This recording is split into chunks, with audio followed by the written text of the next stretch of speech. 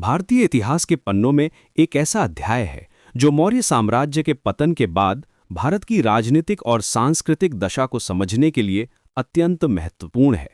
यह है शुंग वंश का काल, जो 112 वर्षों तक भारत की भूमि पर शासन करता रहा।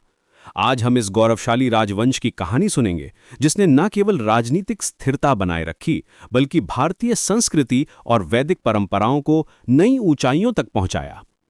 185 ईसा पूर्व से 73 ईसा पूर्व तक का ये कालखंड भारतीय इतिहास में एक संक्रमण काल था। विशाल मौर्य साम्राज्य के अंत के बाद जब राजनीतिक अस्थिरता का माहौल था, तब शुंग वंश ने भारत की एकता और संस्कृति को संजो के रखा। पाटलिपुत्र को अपनी राजधानी बनाकर इस वंश ने मगध क्षेत्र से अपनी शक्ति का विस्तार किया और भारतीय उपमहाद्वीप के एक बड़े हिस्से पर अपना प्रभाव स्थापित किया। शुंग वंश की स्थापना की कहानी एक नाटकीय मोड़ से शुरू होती है। अंतिम मौर्य शासक बृहद्रथ की हत्या उसके ही सेनापति पुष्यमित्र शुंग ने की थी। ये घटना केवल एक राजनीतिक हत्या नहीं थी, बल्कि एक नए युग की शुरुआत थी। पुष्यमित्र शुंग, जो पहले मौर्य सेना में कमांडर था, ने साहसिक कदम के साथ न केवल सत्ता हासिल की, बल्कि भारतीय इतिहास की दिशा भी बदल दी।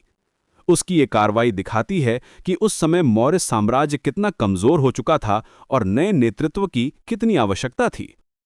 पुष्यमित्र शुंग का शासनकाल, जो 185 से 149 ईसा पूर्व तक चला, शुंग वंश का स्वर्णिम काल माना जाता है। वो निर्विवाद रूप से इस राजवंश का सबसे शक्तिशाली और प्रभावशाली शासक था। उसकी सबसे बड़ी उपलब्धियों में से एक थी 2 अश्वमेध यज्ञों का आयोजन। ये यज्ञ केवल धार्मिक अनुष्ठान नहीं थे, बल्कि राजनैतिक शक्ति और सांस्कृतिक पुनरुत्थान के प्रतीक थे। अश्वमेध यज्ञ का आयोजन करना उस समय एक सम्राट की सर्वोच्च उपलब्धि मानी जाती थी, और पुष्यमित्र ने 2 बार ये कारनामा किया।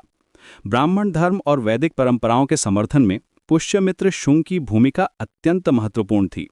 मौर्य काल में, विशेषकर अशोक के शासनकाल में, बौद्ध धर्म को राजकीय संरक्षण मिला था, लेकिन शुंग काल में ब्राह्मण धर्म को फिर से प्रमुखता मिली।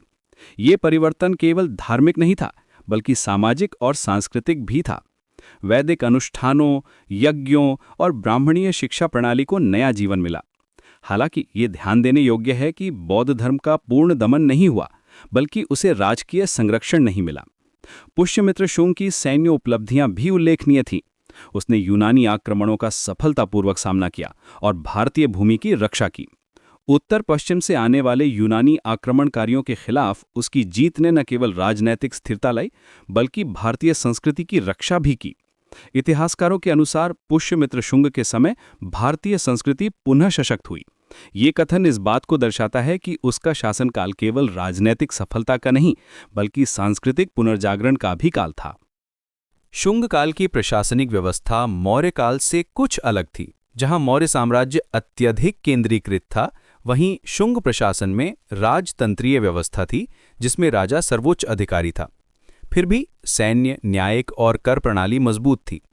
ये व्यवस्था दिखाती है कि शुंग शासकों ने मौर्य प्रशासनिक अनुभव से सीखते हुए अपनी आवश्यकताओं के अनुसार संशोधन किए। स्थानीय शासन को अधिक स्वायत्तता दी गई, जिससे प्रशासनिक दक्षता बढ़ी। धार्मिक और सांस्कृतिक परिदृश्य में शुंग काल एक महत्वपूर्ण मोड़ था। ब्राह्मण धर्म और वैदिक परंपराओं का पुनरुत्थान इस काल की सबसे बड़ी विशेषता थी। यज्ञ, हवन और वैदिक अध्ययन को नया बल मिला। संस्कृत भाषा और साहित्य का विकास हुआ। धार्मिक ग्रंथों की रचना और संकलन का काम तेजी से हुआ। हालांकि बौद्ध धर्म को राजकीय संरक्षण नहीं मिला, लेकिन यह पूर्णतः समाप्त नहीं हुआ। जैन धर्म भी अपना अस्तित्व बनाए रखा। ये दिखाता है कि शुंग शासकों की धार्मिक नीति पूर्णतः कट्टर नहीं थी। कला और स्थापत्य के क्षेत्र में शुंग काल की उपलब्धियां अत्यंत प्रभावशाली थीं। मथुरा कला शैली का विकास इसी काल में हुआ, जो बाद में भारतीय कला का एक महत्वपूर्ण आधार बना। भरहूत और सांची के स्तूपों का विस्तार और सुंदरीकरण इस काल की महान उपलब्धियां थीं। प्रेम गुर्जर, ये जानना दिलचस्प है कि सांची का स्तूप, जो आज मध्य प्रदेश का गौरव है, शुंग काल में अपने वर्तमान स्वरूप को प्राप्त हुआ। इन स्मारकों में धार्मिक भावनाओं की प्रबल अभिव्यक्ति दिखाई देती है। मूर्तिकला में जीवंतता और भावनात्मक गहराई आई। स्तूपों पर बनी मूर्तियां और राहत कार्य उस समय की कलात्मक उत्कृष्टता को दर्शाते हैं। शुंग वंश का अंत भी उतना ही नाटकीय था जितनी इसकी शुरुआत। अंतिम शुंग शासक देवभूति की हत्या उसके ही मंत्री वासुदेव कण्व ने की। यह घटना 73 ईसा पूर्व में घटी और इसके साथ ही शुंग वंश का अंत हो गया। देवभूति की हत्या के बाद कण्व वंश की स्थापना हुई। ये इतिहास की विडंबना है कि जिस तरह शुंग वंश की स्थापना एक हत्या से हुई थी, उसी तरह इसका अंत भी हुआ। यह घटना उस समय की राजनैतिक अस्थिरता और सत्ता संघर्ष को दर्शाती है।